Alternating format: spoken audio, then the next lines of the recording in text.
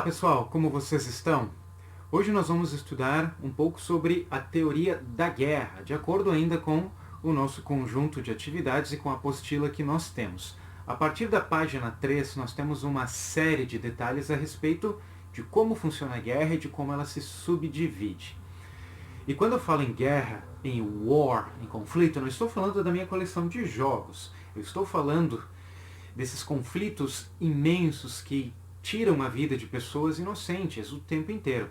E esses conflitos, infelizmente, são parte corriqueira da história da humanidade. Desde conflitos de pequena intensidade espalhados por países do terceiro mundo, até guerras de muito alta intensidade, como as guerras mundiais que nós já tivemos, a primeira e a mais devastadora de todos, que foi a Segunda Guerra Mundial, que custou a vida de 60 milhões de pessoas, infelizmente. Nós temos guerras localizadas e nós temos também guerras civis, como a Guerra dos Estados Unidos, que dividiu unionistas e confederados. A partir da página 3 do nosso material, então, nós vamos discutir um pouquinho sobre a teoria da guerra e como nós podemos entender melhor esse fenômeno em todos os seus detalhes. Para que seja facilitado o nosso estudo, eu fiz algumas fotografias do nosso material de estudos e eu passo a narrar esse conteúdo a partir de agora. Então aí está, a partir da página 3, a definição de guerra. Guerra é um conflito continuado pela força das armas entre estados, ou seja, países, ou entre facções, grupos em um estado. Cientistas políticos estabeleceram o limite mínimo de 1000 mortos em batalha para diferenciar a guerra de um breve conflito armado. Ou seja, 999 mortos não é uma guerra, é apenas um conflito. Para ser uma guerra, então, o número mágico é 1000. Tá? Abaixo de 1000 não se considera uma guerra. Pode ser um conflito, pode ser uma escaramuça, pode ser um atentado, mas não é exatamente uma guerra. O que vai definir a existência da guerra é no mínimo 1000 mortos. O que não deixa de ser um número muito aleatório, porque se nós formos pegar, por exemplo, os atentados terroristas do 11 de setembro, foi mais de 1000 mortos, e mesmo assim não é uma guerra, é somente um atentado terrorista. Então, não se atenham apenas ao número, porque ele é meio ilógico. Bem, galera, toda guerra tem uma causa, e nós podemos observar que existem dois tipos de causas, a chamada causa imediata e a causa subjacente. Vamos lá.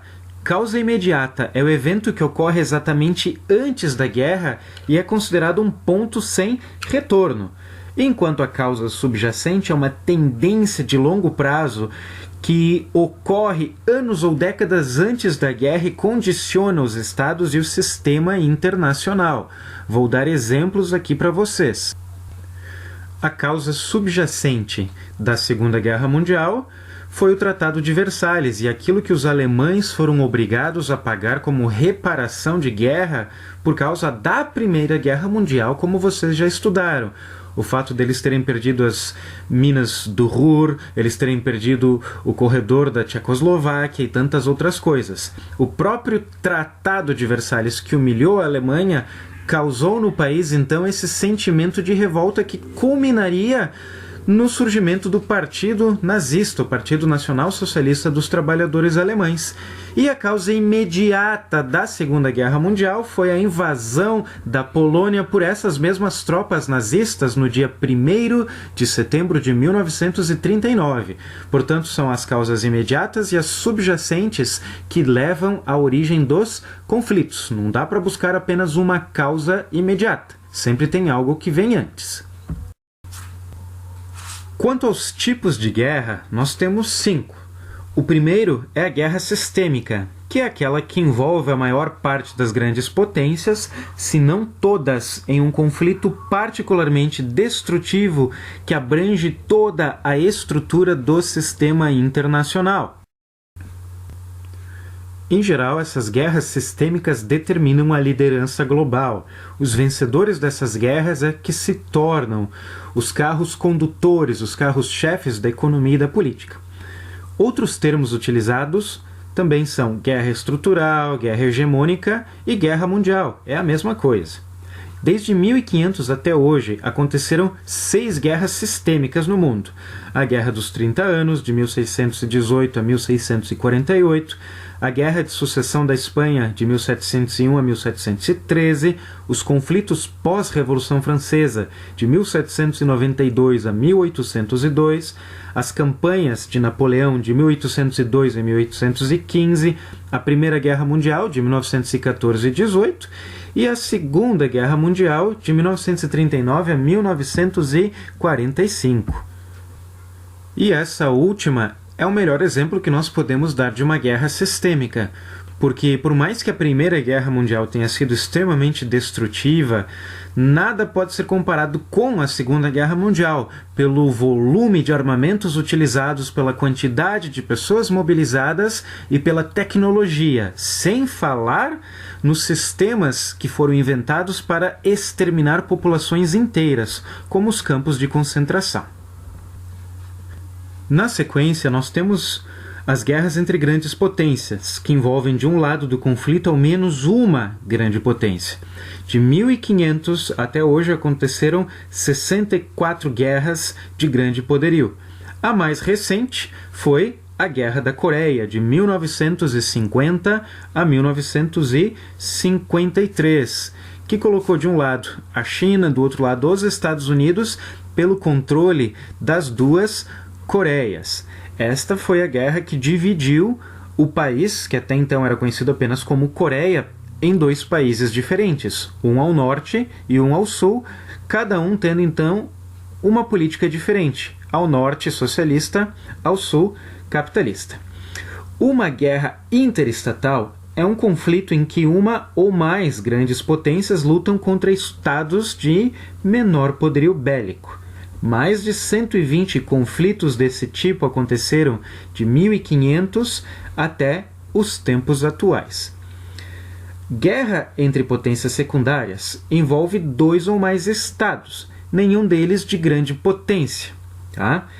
Posso mencionar, entre tantas outras guerras que aconteceram nesse sentido, as guerras dentro da África pelo controle de territórios, não exatamente entre potências secundárias, mas envolvendo uma, foi o conflito das Malvinas, e também os conflitos de guerras civis que acontecem desde os anos 80, final dos anos 80, começo dos 90 na África, logo após a queda da União Soviética. Isso é uma guerra civil, especificamente. Várias guerras civis já aconteceram na África. São lutas entre facções dentro de um mesmo Estado, seja para determinar a liderança dele ou para garantir a independência de uma parte do Estado em relação ao poder central, ou seja, para derrubar um governo. A última parte do nosso material trabalha com os níveis de guerra, que são 4. O primeiro é a guerra nuclear, aquela que envolve o uso de armamentos atômicos, nucleares ou termonucleares. Durante a Segunda Guerra Mundial, o Pacífico se transformou em palco de uma guerra nuclear quando, em agosto de 1945, os Estados Unidos da América do Norte jogaram 2 bombas nucleares sobre o Japão, nas cidades de Hiroshima e Nagasaki, causando a morte de mais de 250 mil pessoas. Guerra total, por sua vez, é o conflito que afeta e envolve todos os segmentos da sociedade, e não apenas os militares dos estados envolvidos. Um grande exemplo é a Primeira Guerra Mundial, a Guerra das Trincheiras, considerada como a primeira guerra total da história, com o número de mortos civis ultrapassando o número de mortos em combate. Loucura total. Um conflito de alta intensidade é uma guerra que envolve os principais sistemas de armamentos e uma quantidade substancial de soldados armados. E um conflito de baixa intensidade, como está exemplificado aqui nesta imagem, é uma guerra não convencional, disputada no Terceiro Mundo e pequena em escala militar. O exemplo que eu estou dando aqui para vocês é o conflito de Kosovo. Então, gente, esses são os níveis de guerra: nuclear, total, conflito de alta intensidade e conflito de baixa intensidade. Então aí está, galera, conseguimos ver alguma coisa sobre a guerra, esse fenômeno extremamente destrutivo que infelizmente fez parte de toda a nossa longa trajetória como uma espécie humana. A guerra, infelizmente, ela está aí desde os primórdios. Nós conseguimos encontrar, inclusive, lá no passado muito remoto, ainda com os nossos primitivos antepassados, ainda quando nós nem éramos a espécie Homo. Já há sinais de que nós vivíamos em guerra, de que nós vivíamos matando-nos uns aos outros. Por quanto tempo nós vamos transformar o planeta Terra nesse cemitério gigantesco de pessoas, eu não sei. Espero que a gente tenha consciência suficiente para acabar com isso, para entender que todos têm direito à vida e que é muito mais inteligente viver do que se matar. Mas até lá, só nos resta continuar estudando e entendendo este fenômeno e quem sabe assim, compreendendo ele melhor, a gente evite que ele permaneça aumentando em nossa geração. Galera, foi um prazer estudar com vocês mais esse ponto aí do nosso material de estudos e aguardo vocês então na nossa próxima aula e nas nossas lives do Facebook. Qualquer dúvida, vocês sabem, podem me fazer perguntas, terei o prazer imenso de responder a todos vocês. Um abraço e até a próxima!